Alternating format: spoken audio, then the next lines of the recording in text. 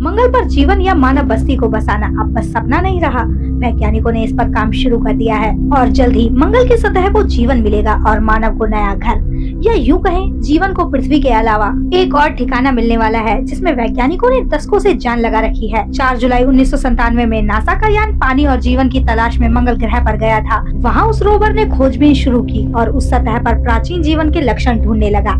इस खोज में उसने कई तालाब और नदियों को खोजा। इसका मतलब सदियों पहले मंगल पर नदी, नाले और महासागर मौजूद थे, इसलिए वहाँ पर निशान पाए गए हैं और वहाँ पानी था तो जीवन भी जरूर होगा। कई दशकों तक मंगल ग्रह पर रिसर्च करने के बाद ये निष्कर्ष निकाला गया कि किसी जमाने में वहाँ जबरदस्त धूमकेतु या एस्ट्रॉइड की टक्कर हुई होगी, जिस वजह से मंगल ग्रह तबाह हुआ होगा और वहाँ पर बड़ी मात्रा में ज़ेनन 129 गैस मिली है। ये गैस परमाणु विस्फोट के बाद तैयार होती है, इसलिए कई वैज्ञानिक ये भी कहते हैं कि मंगल ग्रह पर कई बार परमाणु विस्फोट किया गया है या वहाँ पर परमाणु युद्ध होने की पूरी संभावना है, जिसने उस ग्रह पर जीवन को पूरी तरह से खत्म कर दिया। और हो सकता है यही वजह पृथ्वी पर जीवन के खात्मे की हो। अगर पृथ्वी के बाहर इंसान की पहुंच की बात की जाए तो इंसान पृथ्वी के बाहर सिर्फ चांद पर ही पहुंच पाया है। वहीं मास की बात करें तो ये मून से 650 गुना ज्यादा दूरी पर है। धरती से मंगल ग्रह पर जाने में 7 साल का समय लगेगा, लेकिन ये जितना आसान लगता है उतना ज्यादा आसान है नहीं, क्योंकि इतने लंबे ट्रैवल के लिए बहुत ज्यादा मात्रा में फ्यूल लगेगा। पर आज तक हमने कुछ सैटेलाइट मुश्किल से मंगल ग्रह पर भेजी है, इसलिए बहुत सारी चुनौतियां सामने आ गई थी। और ऐसे में तो इस रॉकेट के अंदर कई सारे इंसान भी होंगे, जिसकी वजह से इस रॉकेट का वजन आज तक मार्स पर भेजे गए किसी भी सैटेलाइट से कई गुना ज्यादा होगा और इस वजह से और भी ज्यादा फ्यूल चाहिए। और इतना ज्यादा फ्यूल रॉकेट में कहाँ स्टोर किया जाएगा, और इंसानों के साथ उनका खाना पीना भी तो जाएगा। लेकिन इस फ्यूल के वजन को कम करने के लिए वॉल्टर इंग्लैंड नाम के एक नासा के वैज्ञानिक ने कमाल का आइडिया सामने लाया है। जब रॉकेट को लैंड करवाया जाता है तो काफी ज्यादा मात्रा में पेट्रोल यूज होता है, तो इसलिए ऐसा किया जा सकता है कि जैसे ही रॉकेट मार्स के ऑर्बिट में आएगा तो सभी पैसेंजर्स को और जो सारी इम्पोर्टेंट चीज है सबको लैंडर के जरिए नीचे भेज दिया जाएगा, जिससे लैंडिंग में यूज होने वाला फ्यूल बच जाएगा और रॉकेट का वजन कम रहेगा। लेकिन एक और मुसीबत सामने है कि आखिर लैंडर को सही तरीके से मार्स पर लैंड कैसे किया जाए। मार्स का एटमॉस्फेयर बहुत ही ज्यादा रेयरफाइड है और इसका एवरेज सरफेस टेंशन बस 610 पास्कल है, जो पृथ्वी से प्रतिशत 100 गुना कम है, जिसकी वजह से लैंडर की स्पीड हवा में कम नहीं होगी और हमें सॉफ्ट लैंडिंग नहीं मिल पाएगी। सॉफ्ट लैंडिंग तभी हो पाएगी अब जो लैंडर होगा वो मार्केट एटमॉस्फेयर में 12 डिग्री के एंगल से एंट्री करेगा।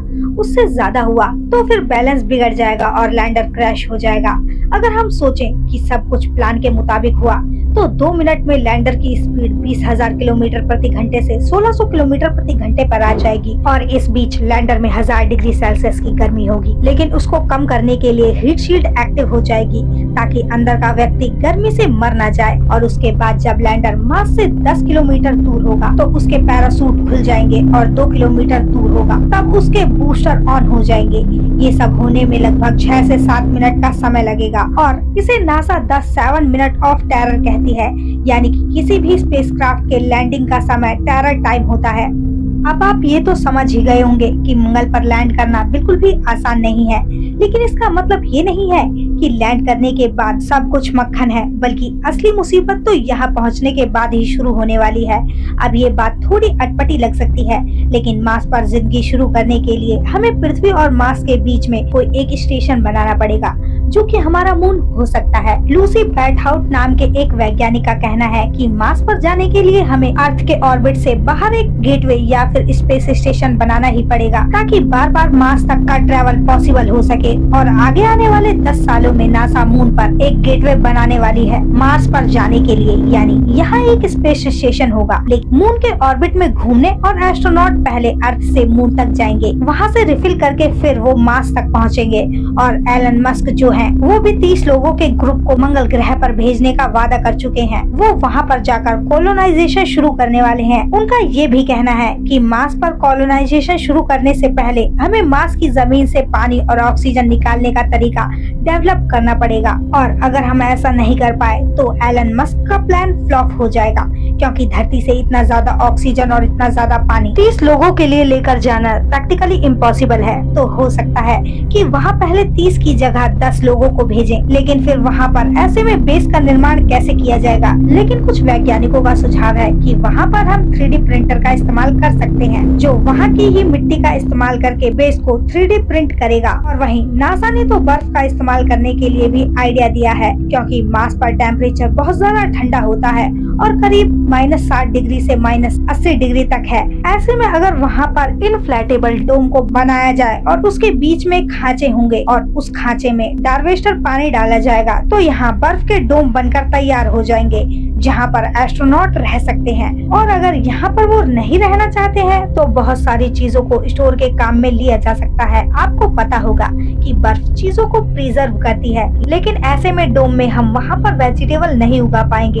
एग्रीकल्चर यानी कि वहाँ पर खाना पैदा करना कॉलोनाइजेशन के लिए सबसे जरूरी है, और इसलिए इंटरस्टेलर लैब नाम की कंपनी ने सेल्स कंटेंट ग्रीन हाउस डोम बनाए हैं, जो बहुत छोटी जगह पर फिट हो जाएंगे पर इनफ्लेटेबल होंगे। इसलिए वहाँ पर जाकर जब इसमें हवा भर दी जाएगी तो ये बड़े हो जाएंगे और इसमें आराम से वेजिटेबल्स को उगाया जा सकता है। अगर जैसा हम सोच रहे हैं वैसा पॉसिबल हो गया तो इसके बाद यहाँ रॉकेट के जरिए कॉलोनी के लिए सिविलाइजेशन को आगे बढ़ाने के लिए लोगों को पहुँचाया जा सकता है। लेकिन आगे जो स्टेज आने वाला है वो शायद और मुश्किल होने वाला है। माइनिंग एंड फैक्ट्री हमारी पृथ्वी पर भर भर के माइनिंग की जाती है और उसी की बदौलत आज हम इतने ज्यादा डेवलप हुए हैं, फिर चाहे वो कोयले की माइनिंग हो या पेट्रोल डीजल की।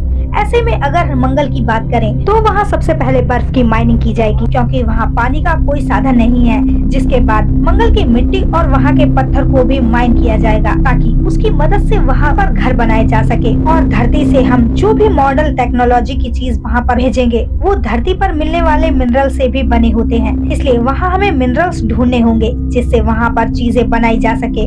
और नासा का कहना है कि अगर मंगल पर भी गोल्ड, आयरन, कॉपर जैसे मिनरल्स मौजूद हैं, लेकिन ये पृथ्वी जितने नहीं हैं और बस 100 साल तक ही इंसान द्वारा इस्तेमाल किए जा सकते हैं, फिर ये खत्म हो जाएंगे।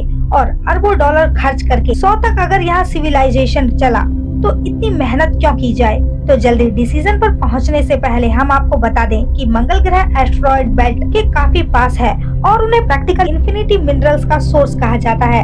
नासा के साथ पृथ्वी पर मौजूद और भी कई ऐसी कंपनियां हैं जो ऐसी टेक्नोलॉजी बना रही है जो जाकर एस्टेरॉयड पर माइनिंग कर सके, क्योंकि ये सच में मिनरल्स के आधे रिजर्व हैं। इनका जितना ज्यादा हो सके उतना ज्यादा इस्तेमाल किया जा सकता है। और अगर मंगल पर हमारा बेस बन गया तो बेस का इस्तेमाल करके एस्टेरॉयड से मिनरल्स निकालना और भी आसान हो जाएगा। और फिर यहाँ पर मौजूद सिविलाइजेशन को, यहाँ तक कि धरती पर मौजूद हम लोगों को भी मिनरल्स के खत्म होने की चिंता है, यानी मिनरल्स लेने के लिए हमें मंगल से भी दूर जाना पड़ेगा।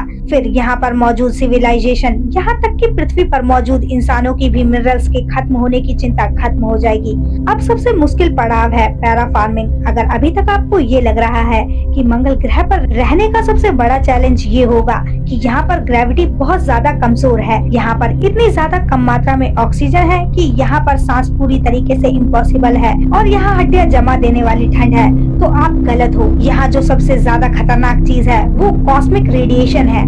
धरती के मुकाबले मंगल पर कॉस्मिक रेडिएशन 40 गुना ज्यादा है और इसका कारण है पृथ्वी पर मैग्नेटिक फील्ड, जो कि सूरज से आने वाले कॉस्मिक रेडिएशन को बहुत दूर रखता है और बस थोड़ा बहुत कॉस्मिक रेडिएशन हम तक पहुंच पाता है, जो नुकसानदायक नहीं होता। पर वहीं मंगल ग्रह पर ऐसा कोई भी फील्ड मौजूद नहीं है जिससे कॉस्मिक रेडिएशन सीधा मंगल ग्रह के सरफेस पर और वहां पर रहने वाले लोगों पर गिरेगी। जैसे कि कुछ ही मिनट पहले आपके बगल में न्यूक्लियर पावर प्लांट ब्लास्ट हुआ हो।